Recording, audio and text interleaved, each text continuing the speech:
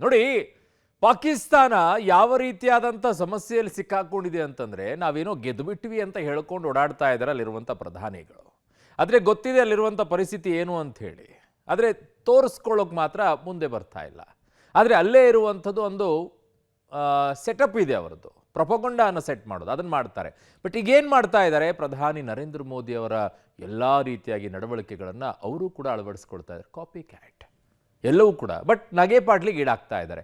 ಈಗ ಮೇ 18ರವರೆಗೂ ಕೂಡ ಕದನ ವಿರಾಮದ ದಿನಾಂಕವನ್ನು ಮುಂದೂಡಿದ್ದಾರೆ. ಯಾಕೆ? ಅಲ್ಲಿರುವಂಥ ಪ್ರಧಾನಿಗಳು ಹೇಳ್ತಾ ಇದ್ದಾರೆ ನಾನು ಮಾತುಕತೆಗೆ ರೆಡಿ ಅಂತ ಹೇಳಿ. ಹೇಗೆ, ಯಾವ ರೀತಿಯಾಗಿ ನೋಡಿ. ಭಾರತದ ಮಿಲಿಟರಿ ಪವರ್ಗೆ ಪಾಕ್ ಏರ್ಬೇಸ್ಗಳು ಉಡೀಸ್. ಆಪರೇಷನ್ ಸಿಂಧೂರಕ್ಕೆ ಪಾಕಿಸ್ತಾನ ಫುಲ್ ತಂಡ. ಭಾರತದ ಏಟಿಗೆ ಮಂಡಿಯೂರಿದ ಪಾಕಿಸ್ತಾನ. ಶಾಂತಿ ಮಾತುಕತೆಗೆ ಸಿದ್ಧ ಪಾಕ್ ಪ್ರಧಾನಿ ಉವಾಚ. ಪಹಲ್ಗಾಮ್ ಭಯೋತ್ಪಾದಕ ದಾಳಿಗೆ ಪ್ರತೀಕಾರವಾಗಿ ನಡೆದ ಆಪರೇಷನ್ ಸಿಂಧೂರ ಕಾರ್ಯಾಚರಣೆಗೆ ಪಾಕಿಸ್ತಾನ ಪತರುಗುಟ್ಟಿ ಹೋಗಿದೆ. ಕೊನೆಗೂ ಪಾಕಿಸ್ತಾನ ಭಾರತದ ಮುಂದೆ ಮಂಡಿಯೂರಿದೆ. ನಾವು ಶಾಂತಿ ಮಾತುಕತೆ ನಡೆಸಲು ಸಿದ್ಧವಾಗಿದ್ದೇವೆ ಎಂದು ಪ್ರಧಾನಿ ಶೆಹಬಾಜ್ ಶರೀಫ್ ಹೇಳಿಕೊಂಡಿದ್ದಾರೆ. ಭಾರತದೊಂದಿಗಿನ ಮಿಲಿಟರಿ ಮುಖಾಮುಖಿಯಲ್ಲಿ ಭಾಗಿಯಾಗಿದ್ದ ಅಧಿಕಾರಿಗಳು ಮತ್ತು ಸೈನಿಕರೊಂದಿಗೆ ಸಂವಾದ ನಡೆಸಲು ನಿನ್ನೆ ಪಂಜಾಬ್ ಪ್ರಾಂತ್ಯದ ಕಮ್ರಾ ವಾಯುನೆಲೆಗೆ ಭೇಟಿ ನೀಡಿದ್ದ ಸಂದರ್ಭದಲ್ಲಿ ಶೆಹಬಾಜ್ ಹೀಗೆ ಹೇಳಿದ್ದಾರೆ. ಮಾತುಕತೆಗೆ ಪಾಕ್ ಪ್ರಧಾನಿ ಷರತ್ತು. ಭಾರತದೊಂದಿಗೆ ನಾವು ಮಾತುಕತೆಗೆ ಸಿದ್ಧರಿದ್ದೇವೆ. ಕಾಶ್ಮೀರದ ಸಮಸ್ಯೆಗಳನ್ನು ಒಳಗೊಂಡಂತೆ ಚರ್ಚೆ ನಡೆಸಬೇಕಿದೆ. ಜಮ್ಮು ಕಾಶ್ಮೀರ, ಲಡಾಖ್ ಯಾವಾಗಲೂ ನಮ್ಮ ಅವಿಭಾಜ್ಯ ಅಂಗವಾಗಿದೆ. ಇವುಗಳನ್ನ ಬಿಡುವ ಪ್ರಶ್ನೆಯೇ ಇಲ್ಲ. ಇದರ ಬಗ್ಗೆಯೂ ಚರ್ಚೆ ನಡೆಸೋ ಅಗತ್ಯತೆ ಇದೆ ಅಂತ ಪಾಕ್ ಪ್ರಧಾನಿ ಶೆಹಬಾಜ್ ನವಾಜ್ ಹೇಳಿದ್ದಾರೆ. ಆದರೆ ಪಾಕ್ ಜೊತೆಗೆ ಕೇಂದ್ರ ಮಾತುಕತೆಗೆ ಒಪ್ಪುತ್ತಾ ಅಂತ ನೋಡಬೇಕಿದೆ. ಭಾರತದ ವಿರುದ್ಧ ಯುದ್ಧದ ಮಾತುಗಳನ್ನಾಡ್ತಿದ್ದಂಥ ಪಾಕಿಸ್ತಾನ ಆಪರೇಷನ್ ಸಿಂಧೂರದ ಬಳಿಕ ಈಗ ತಣ್ಣಗಾದಂತೆ ಕಾಣಿಸ್ತಾ ಇದೆ. ಪಾಕಿಸ್ತಾನದ ಪ್ರಧಾನಿ ಶಹಬಾಜ್ ಶರೀಫ್ ಈಗ ಶಾಂತಿ ಮಾತುಕತೆಯ ಒಂದು ಪ್ರಸ್ತಾಪವನ್ನು ಭಾರತದ ಮುಂದಿಟ್ಟಿದ್ದಾರೆ. ಕಾಶ್ಮೀರ ಮತ್ತು ಲಡಾಖ್ನ ವಿವಾದಿತ ಪ್ರದೇಶಗಳೇನಿದ್ದಾವೆ ಇದಕ್ಕೆ ಸಂಬಂಧಪಟ್ಟಂತೆ ಮಾತುಕತೆಯ ಅನಿವಾರ್ಯತೆ ಇದ್ದು ನಾವು ಮಾತುಕತೆಗೆ ಸಿದ್ಧ ಇದ್ದೇವೆ, ಶಾಂತಿ ಮಾತುಕತೆಗೆ ಪಾಕಿಸ್ತಾನ ತಯಾರಿ ಇದೆ ಅನ್ನುವಂಥ ಸಂದೇಶವನ್ನು ರವಾನಿಸುವಂಥ ಕೆಲಸವನ್ನ ಮಾಡಿದೆ.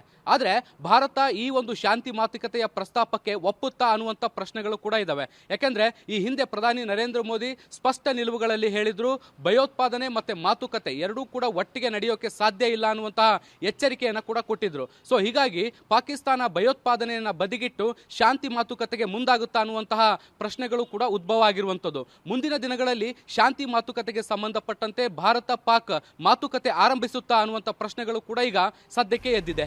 ಪಾಕ್ ಪ್ರಧಾನಿಗಿಲ್ವಾ ಸ್ವಂತಿಕೆ? ಮೋದಿ ಅನುಕರಿಸಿ ವ್ಯಾಪಕ ಟೀಕೆ. ಮೊದಲಿನಿಂದಲೇ ಜಗತ್ತಿನೆದುರು ಸುಳ್ಳು ಹೇಳಿಕೊಂಡು ಬೆತ್ತಲಾಗಿದ್ದ ಪಾಕ್ ಆಪರೇಷನ್ ಸಿಂಧೂರ ಬಳಿಕ 3 ಕಾಸಿನ ಬೆಲೆ ಇಲ್ಲದಂತೆ ಮರ್ಯಾದೆ ಕಳೆದುಕೊಂಡಿದೆ. ಭಾರತದ ರಣಭೀಕರ ಮಿಲಿಟರಿ ದಾಳಿಗೆ ಅವಕ್ಕಾಗಿರುವ ಪಾಕಿಸ್ತಾನ ಭಾರತದ ಪ್ರತಿ ನಡೆಗಳನ್ನು ಅನುಕರಿಸುತ್ತಿದೆ. ಅದರಲ್ಲೂ ಪಾಕ್ ಪ್ರಧಾನಿ ಶರೀಫ್ ಭಾರತದ ಪ್ರಧಾನಿ ನರೇಂದ್ರ ಮೋದಿ ಪ್ರತಿ ನಡೆಯನ್ನ ಕಾಪಿ ಮಾಡಲು ಯತ್ನಿಸಿ ನಗೆಪಾಟಲಿಗೀಡಾಗಿದ್ದಾರೆ. ಪಾಕಿಸ್ತಾನ ಕಾಪಿ ಪೇಸ್ಟ್ ಪ್ರಧಾನಿ, ಸೇನಾ ತಾಣಗಳಿಗೆ ಭೇಟಿ ಮತ್ತು ಫೋಟೋ. ಆಪರೇಷನ್ ಸಿಂಧೂರ್ ಯಶಸ್ವಿಯಾದ ನಂತರ ಪ್ರಧಾನಿ ಮೋದಿ ಪಂಜಾಬ್ನ ಆದಂಪುರ್ ಏರ್ಬೇಸ್ಗೆ ಭೇಟಿ ನೀಡಿದ್ರು.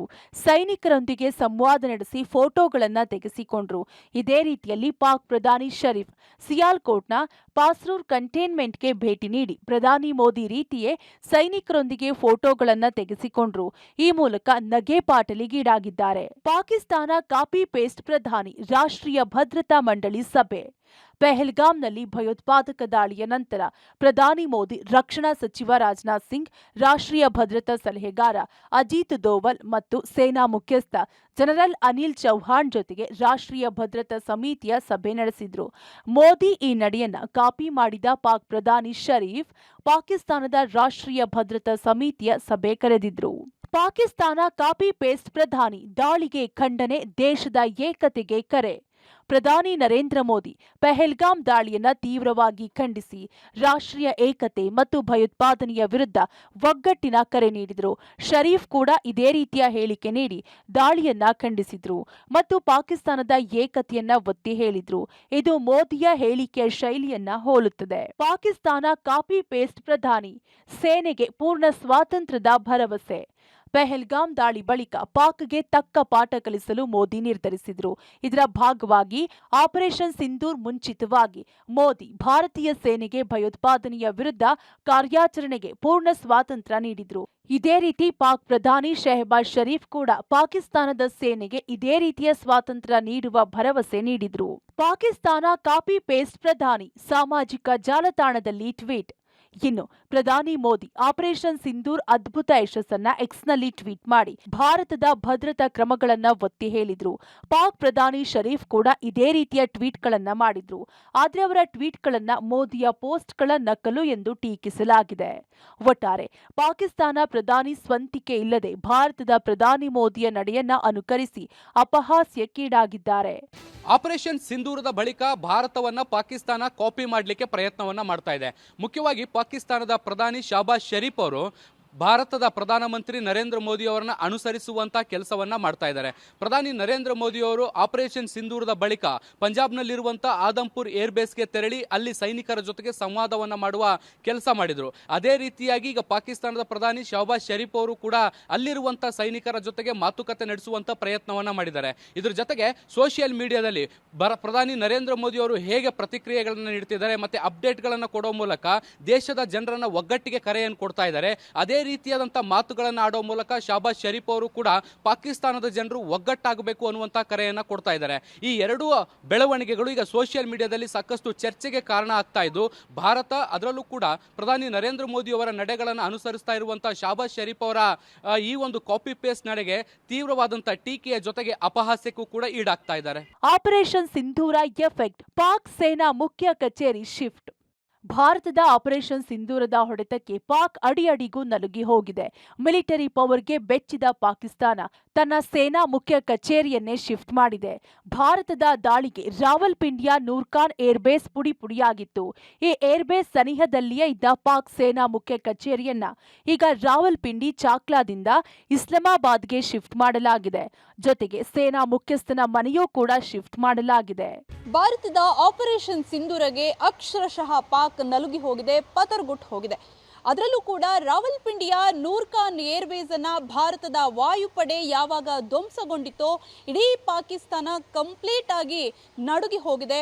ಹೀಗಾಗಿ ಈಗ ಆ ಏರ್ಬೇಸ್ ಸಮೀಪ ಇರುವಂತಹ ಪಾಕಿಸ್ತಾನದ ಸೇನಾ ಮುಖ್ಯ ಕಚೇರಿ ಏನಿದೆ ಅದನ್ನ ಈಗ ಇಸ್ಲಾಮಾಬಾದ್ಗೆ ಶಿಫ್ಟ್ ಅನ್ನ ಮಾಡ್ತಾ ಇದ್ದಾರೆ. ಅಂದ್ರೆ ಸುರಕ್ಷತೆಯ ಸ್ಥಳಕ್ಕೆ ಈಗ ಅದನ್ನ ಶಿಫ್ಟ್ ಮಾಡ್ತಾ ಇದ್ದಾರೆ. ಜೊತೆಗೆ ಸೇನಾ ಮುಖ್ಯಸ್ಥನ ಮನೆಯನ್ನ ಕೂಡ ಶಿಫ್ಟ್ ಮಾಡಲಾಗ್ತಾ ಇದೆ. ಭಾರತ ಪಾಕ್ ಕದನ ವಿರಾಮ ಮುಂದುವರಿಕೆ. ಮೇ 18ರವರೆಗೆ ಕದನ ವಿರಾಮ ವಿಸ್ತರಣೆ. ಪೆಹಲ್ಗಾಮ್ನಲ್ಲಿ ಉಗ್ರರ ದಾಳಿ ಬಳಿಕ ಭಾರತ ಹಾಗೂ ಪಾಕಿಸ್ತಾನದ ನಡುವೆ ಉದ್ವಿಗ್ನತೆ ಸ್ಥಿತಿ ನಿರ್ಮಾಣಗೊಂಡು ಉಭಯ ದೇಶಗಳ ನಡುವೆ ಯುದ್ಧದ ವಾತಾವರಣ ನಿರ್ಮಾಣವಾಗಿತ್ತು. ಭಾರತೀಯ ಸೇನೆ ಪಾಕಿಸ್ತಾನ ನೆಲಕ್ಕೆ ನುಗ್ಗಿ ಉಗ್ರರ ನೆಲೆಗಳನ್ನು ಧ್ವಂಸಗೊಳಿಸಿ ತಕ್ಕ ಉತ್ತರ ನೀಡಿತ್ತು. ಆ ಬಳಿಕ ಉಭಯ ದೇಶಗಳ ಉನ್ನತ ಸೇನಾಧಿಕಾರಿಗಳು ಸರ್ಕಾರದ ನಡುವಿನ ಮಾತುಕತೆ ಬಳಿಕ ಎರಡೂ ದೇಶಗಳು ಕದನ ವಿರಾಮ ಘೋಷಣೆಗೆ ಒಪ್ಪಿದವು. ಆದ್ರೀಗ ಮೇ 18ರವರೆಗೆ ಭಾರತ ಪಾಕ್ ನಡುವೆ ಕದನ ವಿರಾಮ ವಿಸ್ತರಣೆಗೊಂಡಿದೆ. ಮೇ 10ರಂದು ಉಭಯ ದೇಶಗಳ ಡಿಜಿಎಂಒ ಸಭೆ ಬಳಿಕ ಭಾರತ ಪಾಕಿಸ್ತಾನ ಕದನ ವಿರಾಮಕ್ಕೆ ಒಪ್ಪಿದವು. ಇದೀಗ ಮೇ 18ರವರೆಗೆ ಕದನ ವಿರಾಮ ವಿಸ್ತರಣೆಗೊಂಡಿದೆ. ಈ ಮಧ್ಯೆ ಮತ್ತೆ ಭಾರತ ಪಾಕಿಸ್ತಾನದ ಡಿಜಿಎಂಒ ಮಟ್ಟದಲ್ಲಿ ಮಾತುಕತೆ ನಡೆಯುವ ಸಾಧ್ಯತೆ ಇದೆ. ಒಟ್ಟಾರೆ ಭಾರತದ ಸೇನಾ ಪರಾಕ್ರಮಕ್ಕೆ ಪಾಕಿಸ್ತಾನ ಥಂಡ ಹೊಡೆದಿದ್ದು ಶಾಂತಿ ಮಾತುಕತೆಗೆ ಮುಂದಾಗಿದೆ. ಆದರೆ ಇದರಲ್ಲೂ ಪಾಕ್ ತನ್ನ ಕುತಂತ್ರಿ ಬುದ್ಧಿ ತೋರಿಸುತ್ತಾ ಕಾದು ನೋಡಬೇಕಿದೆ. News desk public TV.